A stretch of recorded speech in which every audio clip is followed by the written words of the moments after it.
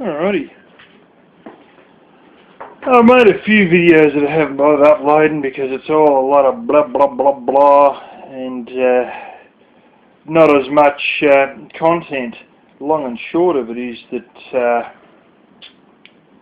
I've come to realise I probably don't need to stealth camp because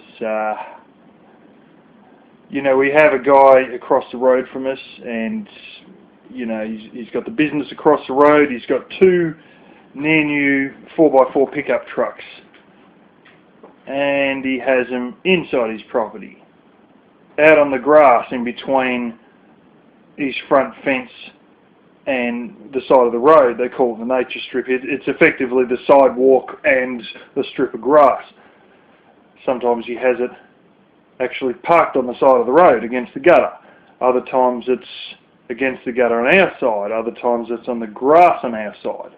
Not often against the gutter on our side because there's a lot of big rigs that I'll come around the corner and would probably rear end the damn thing. But I've sort of come to realise that why am I going to try and hunt for all these secret little spots if, well, my van wouldn't be much different, because they're going to see that inside the property. They're going to see that out on the grass as they see my current car out on the grass half an hour easily, usually almost an hour before work, but at least half an hour before work, parked at the front of the place waiting to go in. And if I'm to come there once the sun's gone down and park in the same spot that I do when I'm waiting for one of the long-term employees to turn up with the keys to unlock the gate, what's the damn difference, you know? I'll be busy hiding for no reason. People say, oh, you can rent someone's driveway and park in that. Yeah, I can just park in the driveway at work. Why not? You know, I mean, I can't park in the actual driveway, but I can park, well, right near the entrance to our car park, which of course has, you know, a concrete bit that goes from the side of the road into the actual property. And there's plenty of room, you know, and basically speaking, you'll see a video of me parked in that same spot in the van at some point in a higher definition than this is. So yeah, long story short, I don't really think I've got to go stalking around because I've already got a place to be, and that's beside my workplace. I don't think work would really be too worried because it's extra security for the joint essentially, you know, and so, although I shouldn't be voicing this, I don't think we have a security team that, like a secure mob that comes around and checks everything out, which is even more reason that I could park there. And it's, yeah, they've sort of got a fairly substantial camera system there, but aside from that, an alarm will go off and annoy everybody, but I don't think it's actually dials through to anyone's phone or anything like that. But anyway, I'm sure they really wouldn't mind. I have realised that there's multiple ways I might be able to attack this hot water system issue. Really speaking, you can get like basically a motorbike rack on the back of the vehicle, but I'm sort of tending to turn away from that and go more for the idea of having a tow hitch and one of those great, you got like a step, almost like the side steps that you have on some of the pickup trucks that are fully accessorised. You've got a similar thing, but it's like one of the great ones that you might have for climbing up some industrial thing where it's sort of like a 1/4 inch steel on its side, and they have like about 5 of those bits that is probably 3/4 inch wide and 1/8 of an inch thick, and they have like 5 of them spaced over 4 inches or something like that, and they have a bit of rod holding them together. You know the sort I mean. You can get those for people who get in and out of their van a lot, couriers, tradesmen, stuff like that, so they don't keep stepping on the plastic bumper and eventually bugger the plastic bumper. I might get one of those, have a little platform that folds down. I'm also thinking something along the lines of, you know how you can have a box and you can have like a, oh hell, it's like a little box, like, look at this little, it's like a little food processor thingy. You know, just a little box like that. And you know how you can fold the middle in, and you can basically fold the bottom in and then fold these flat, or cut the bottom out and fold them flat. That's sort of an idea around a cubicle. So you can have your shower base up flat against the back of the vehicle, which will then swing down and sit flat, the same way the legs were when I done that sewing table. To then have like a little flat pack box thing that'll fold out, and you've made yourself a shower cubicle on the back of the van. Doesn't really need a roof on it because you need some steam to go out. I am getting a roof rack. It is fucking expensive, $392, and I said, well, this is the one that's not set to take the standard roof rack, only to realise that it may well be. I hope to hell this $392 actually fits on the bloody thing, otherwise I'm going to be pissed off, or I'm going to be heavily modifying it, because I would like to have a roof rack in it. I've also realised that you can get things similar to the Coleman hot water on demand, but there's other ones that will run directly from 12 volt, and if I really want to, honestly speaking, like little portable ones, there's about 5 different kinds I can get. Yeah, that's not a joke. That may, I think there's actually 4, because essentially the Coleman hot water on demand is no longer in use, is no longer manufactured, but you know what I'm saying, there's a few different brands getting around out there, at least 4 different types that I can get. There's one that takes a direct 12 volt plug, and you don't have one of these ridiculous little 6 volt internal batteries that you got to fucking charge for hours every week and all that shit. Of course, I am not blind to the fact that I could just have a shower head and a cold shower in there with just a little RV water pump. But I do like the idea of being able to have hot showers, although then you wonder, well, if you're burning propane, is that going to be a problem when you, you know, have burning propane on a vehicle that's got a gasoline tank? Well, here's the thing. If I've got a roof rack, and I can put that hot water system on the roof rack, like I probably might store it somewhere, you know, in the van, but take it out and put it on the roof rack before I run it, guess what? It's so far away from the gas tank, it's not funny, from the gasoline petrol tank, that it's not going to be an issue. So that could be an option. So we'll see how it all goes. I really would like to just have a high temperature Victron sealed water pump, like a water pump with Victron seals. It's an RV water pump, and just literally get a couple of kettles worth of hot water and pour it into a water tank and then use that directly. Has been the main idea. We'll see how it works out. I would like to, at the very bare bloody minimum, have a cold water shower, but they're very simple too, because you can just buy off the shelf cigarette lighter plug thingies that probably cost you $10 in the US. We get them for $20 here. We can actually get one that's got a lithium-ion battery that you charge up, that's built into it. So you can literally like charge this thing up and you just carry the whole unit out to the van, or keep it on a little toolbox at the back, or on a little box on the roof rack, or whatever, you know. And you know, it's literally like a USB charger or some fucking thing for this thing. Yeah, whatever. That may be an option too. That has fairly shit flow though.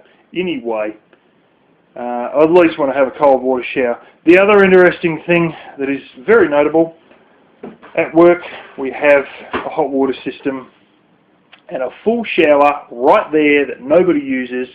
Another previous boss we had about a year ago, he left about a year ago, first South African boss, he used to have a shower in that, and nobody's really used it since he's gone, but it's a full shower all set up. Now I've considered in the cooler months like fall and winter and the start of spring, you're not really going to be sweating a great deal at work, at least not the work I'm doing. And, you know, we get half an hour for lunch. Let's say I have 5 minutes or maybe a total of 7 minutes having a shower at lunchtime. We only work another 2.5 hours after lunch. Hey, if you don't get sweaty in that last 2.5 hours, you're not going to need another shower before you go to bed. And that may become the standard thing. I have a shower at lunch, you know, and maybe wash my face and brush my teeth or whatever before I go to bed, which you can do in the van. And, hey, job done, hey? What's the problem? There is no problem. So that is probably going to end up being the solution. Because they've always talked about it, oh, well, if you ever want, you can have a shower and blah, blah, blah, blah. And I'm thinking, yeah, well, if you're offering, I might be taken. The other interesting thing is it's a little bit of a drive. It's not too bad a drive, but I can get to a beach that has cold water showers on the beach. That's another option. And this is just literally turn up, jump out in your fucking shorts, and go have a cold water shower, which may be better for the hotter months. You think about things like this.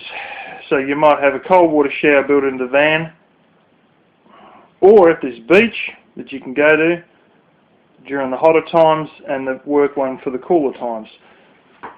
I don't know, I'd still like to have some hot water shower in the van. But anyway, moving on. I have been doing some measuring. I am very disappointed to say that we are going to have a lot of trouble fitting in the big mattress that we've got. It's not that it's too long. We call it a single in Australia, you call it a twin in America. It's just that it's too friggin' wide. They're like 3'1" wide. Oh, wouldn't it fuck you? I'm like 4 inches short of fitting the freezer in, if that's going to be the case. And I'm sort of working, oh, maybe we can put it up further near the door. Oh, this air conditioning bit that's like near the rear wheel well, and that sort of, it goes for a fair distance. It's not good.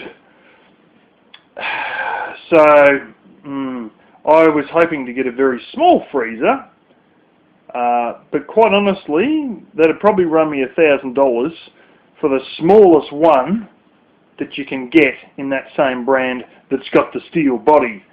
Now they were, at years back when I paid $1,280 for the other one, these were like $850. Now they're going to be about $1,000 at least now, and I paid $750 for that. It's some piss-ass little fucking 12-litre heap of shit versus Mr. 38-litre. Yeah, but the trouble is Mr. 38-litre is a little bit too big, and then I'm like 3-4 inches short of my damn bed fitting in. And we're not talking about any cupboard doors, any covers, any insulation, silver, fucking reflective, nothing. Nothing at all. Whoa, and there was something. So, turns out I can get custom built mattresses that are 2'5" or 2'6" wide. Oh, thank God, because I'll be able to fit everything in. Now, in terms of length, the fridge is not the real problem. What I noticed to be a bit of a problem is actually the toilet. You couldn't make it up. The blasted thing is like almost another 2 inches. If you're sitting on it, it's like another 2 inches longer than the friggin' fridge is wide, even with the big bloody handle grips and all the bullshit on the fridge. And I'm like, oh, okay, because the fridge is a rectangle, whereas this is going to be it's almost a square, but it's actually a slight rectangle going the other direction. I can still fit it all in, literally by about an inch. Maybe an inch and a half or something like that. It's not going to be good. And then I realised something. I will not be able to have the bed down and be able to sit on the toilet at the same time. I knew that from the start. I always knew I was going to have to raise the bed up to be able to sit on the toilet, which is not going to be very convenient for having a piss in the middle of the night. But, you know, you got to do what you got to do to get things done. which may mean I get really awoken by having a piss because I've got to pack the whole bed up to even, yeah, not great. But there's something else that I've sort of realised, and that is that I don't need to be have it sitting a set way, the same way I'm going to be on it when I'm using it. I can turn it on its side to store it. Then when I lift my bed up and fold that back, I can turn it 90 degrees back in the more appropriate direction. And the truth is that, well, maybe I don't even need to turn it at all. I'm going to be sitting the same way that I would be sitting on the driver's seat, that same direction. But, you know, does it really matter if I'm sitting this way or I'm sitting that way? Just so long as I can fit on the blasted thing, you know. So if I point that forward, then I'm literally going to have about 3 inches room between, because I'm worried about the mattress coming down. As it comes down, I don't want it to be hitting fridges, toilets, stoves, sinks, nothing else. So the interesting thing with all this is, you know, we just got to make sure that we can fold that flaming, you know, bed down, or fold that, you know, well, fold the bed down flat to use it without actually hitting the fridge, hitting the toilet, hitting the sink, stove, blah, blah, blah. And it doesn't need to be much room. You know, it doesn't need to be any room, really, just so long as nothing sort of ends up touching anything, we're fairly right. So I think, unfortunately, I'm not going to be able to use the old mattress, even though I bought 2 fitted sheets for it a few days ago. But it doesn't mean I can't use those sheets elsewhere. In case I haven't already got, I've just washed 1 fitted sheet earlier this morning, but there's the other fitted sheet, so that's 1, 2, 3, 4, 5, 6, 7 sheets. That's the other one. That one's a fitted one, and 6 of these flat sheets. They're all for single beds. The long and short of it is, I have enough frickin' sheets, like that's 7 that are in the packet unopened. And there's another one out there with another couple of pillowcases that actually were new in the packet from that auntie, along with a whole, well, another, yeah, at least another 2 flat sheets that I've already opened and am currently using. Along with some other stuff that come from another relative's house that's being cleaned out, that my sister might be renting off one of these relatives. Anyway, they were sort of bed covers and they're fucking huge, them things. Yeah. Put it like this, we're not short of any sheets or any fabric of any type, not at least for the next fucking 15 years. So anyway, looks like there's 2 different options I've got. I'm going to really just question the 2 different places on prices and see what we can do in regards to getting custom-made mattresses. Yeah, then go ahead and do that. It's going to be a fairly tight little bed, but, you know, at least everything will then be in place, everything will function correctly, and things should be pretty good. You know, it was still going to be tight. There's still only going to be a couple inches here, a couple inches there. I'm still going to open the door, and there's only going to be like, you know, 18, 20 inches to enter into the vehicle as I open the door to get into the back. But long and short of it is, you know, we're still happening. It's still going. The other long and short of it is, I haven't calculated any of the amount of space that I'm going to have under the bed, and I think it's going to be quite a substantial amount of space under the damn bed. Another thing that I might end up doing is trying to set up some sort of a little, if it's a rack system to just to hold some of these containers that I'm probably going to be putting under the bed. There will be the battery system under the bed. I would have almost liked to put the toilet under the bed too, but then I'm still going to be a bit too high.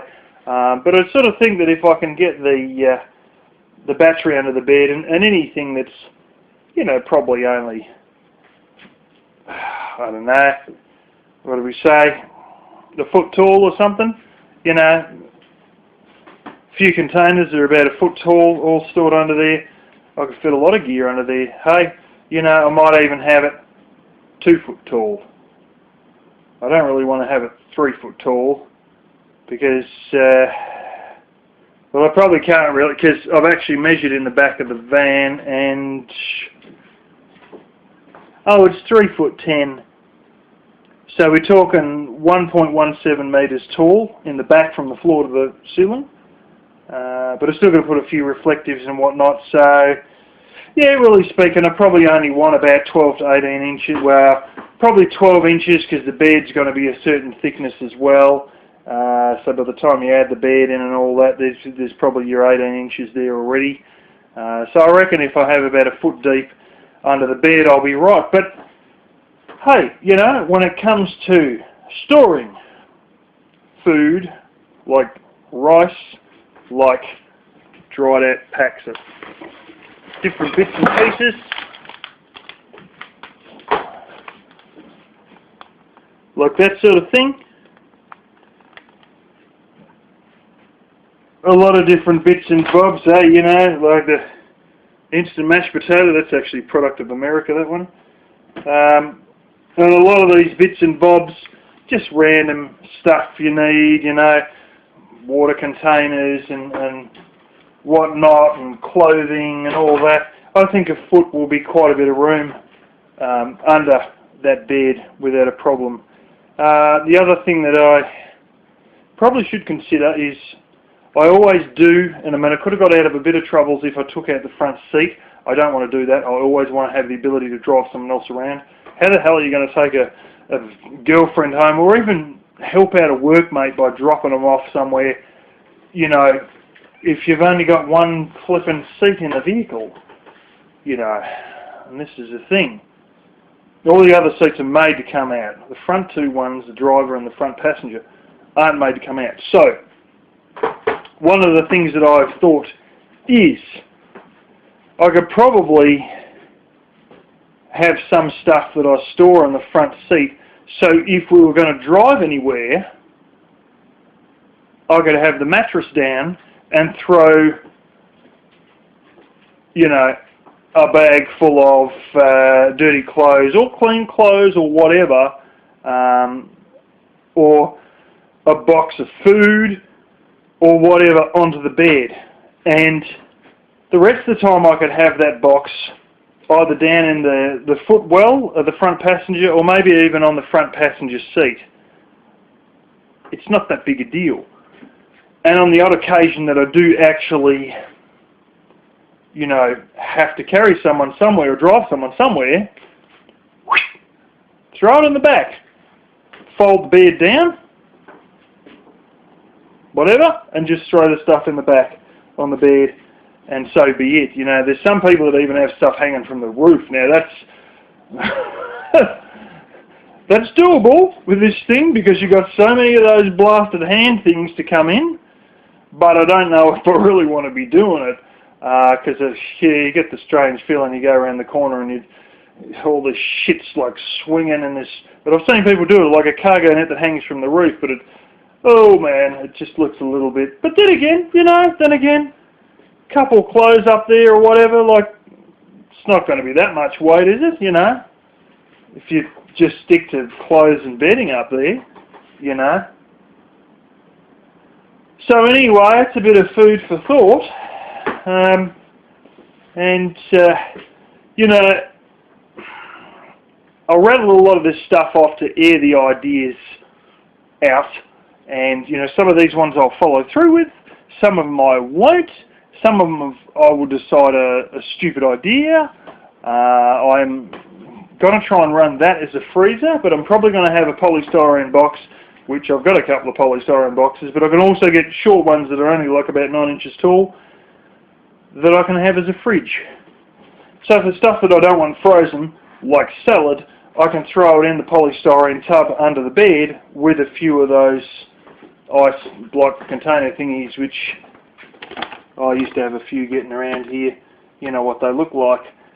You can also just go and get your average, well, you know, water bottle or a square one. That's a bit of that V8 juice, I think. Or maybe even one like this.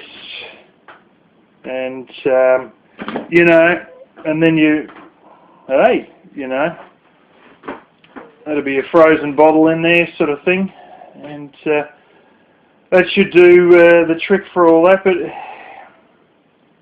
sort of interesting, the little interior lights are turn on and off with this thing. I also was sitting in there today with a tape measure, and you know, there's times I just look at things and I go, oh, I didn't know I had this, or I didn't know I'd done that, and you're playing around with all the features on this thing. And what I realised is that just like I can turn on and off the 6 map reading lights, guess what? There's a 7th one on the tailgate that you may see in a video that you've probably already seen. But I realised you can turn that on and off, and because of its position when the door's closed, it actually lights up the floor. So you're going to have like ambient floor lighting without needing an ignition key, directly wired from the starter battery. Yeah. And I can just go flick, and that should light up all the floor. Because I sort of done that as I was in there with the measuring tape, and I thought, I know this comes open if I lift it, but you got the little off door on. So I turned it on and I thought, holy smoke, this is so low. I also think that my need for insulation and reflectives will be less than first thought, because I'm realising there's so much fucking plastic in this back of this thing. Essentially it's already insulated by being gapped out from the body of the vehicle, and the only place it's really going to need to be is the windows. Anyway, I'll probably make another video showing you how they kind of fuck the carpet up, and then I think it's had a replacement carpet put in the damn thing. I'm just about bloody certain. And they sort of fucked it up, and they try to hide it a shit way, and well, I've found out how you could take it out, or how I can reline the floor with lino, which is what I'm probably going to do.